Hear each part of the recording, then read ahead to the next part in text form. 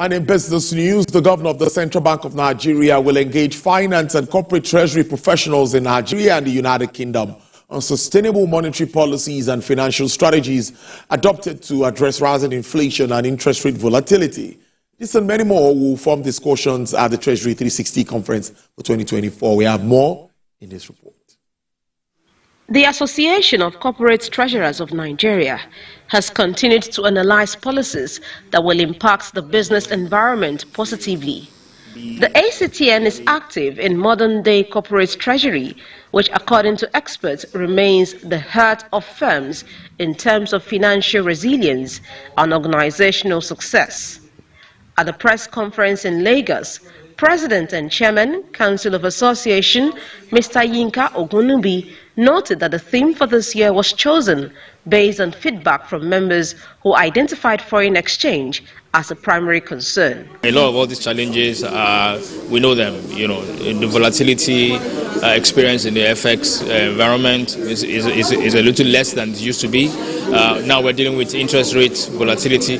So all these things are having impact on the bottom line. So corporates are experiencing a lot of FX losses, higher cost of borrowing, higher cost of financing, and this is impacting the bottom line and eroding equity in the corporates. So what ACTN is able to do is aggregate all this interest and advocate for our members with the government, with the regulators and co. Other speakers acknowledged the efforts of the Central Bank of Nigeria aimed at managing these challenges, but stressed that companies continue to face significant headwinds. But beyond just advocating, we also try to upskill our members by organizing conferences, trainings, conventions, and things like that. And then we bring experts who talk to our members on how they can, deal with some of all these issues. So that's essentially what we do. The conference will focus on the theme,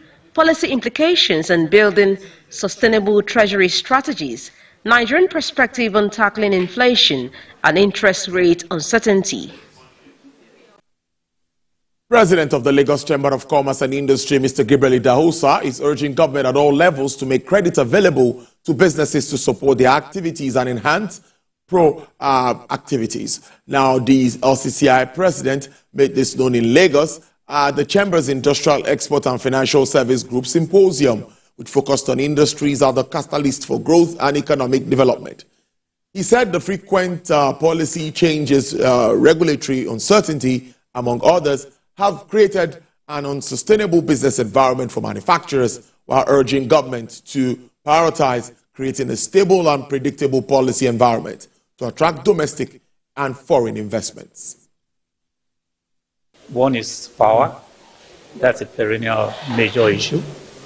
The next one is logistics, the road network, the rail network that we need to carry raw materials and finished goods across the country. The other major obstacle would be access to foreign exchange, since we still import a lot of the raw materials that we use in our manufacturing and industrial activities. So these are really the three major ones. There are other smaller matters that can be dealt with if we can get power fixed. There's regular power. This is our infrastructure, our road and rail networks are working well. The federal government of Nigeria partners with BOI in the 200 billion support for industrial fund, 75 billion each for manufacturing sector and small and medium enterprises, as well as 50 billion presidential conditional cash grant to support nano businesses across the country.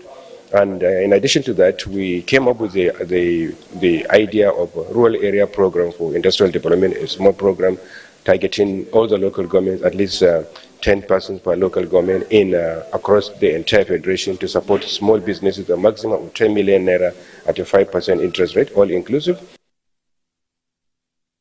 Almost finally, the Katsina state government has set aside 5 billion naira with support from the Bank of Industry for the development of micro, small and medium enterprises in the state. Governor of the state disclosed this at the Katsina MSMEs Stakeholders Roundtable meeting in Abuja. The decision is in an attempt to reduce the rate of unemployment in the state. Helena Samede Kings reports. Micro, small, medium enterprises serves as an important source of employment generation, economic dynamism, and contribute to national growth and poverty alleviation. In Nigeria, MSMEs have contributed about 48% of the national GDP in the last 5 years, with a total number of about 17.4 million. They account for about 50% of industrial jobs and near 90% of manufacturing sector in terms of number of enterprises. The Katsina State government is not left out in harnessing the potential of MSMEs in the state.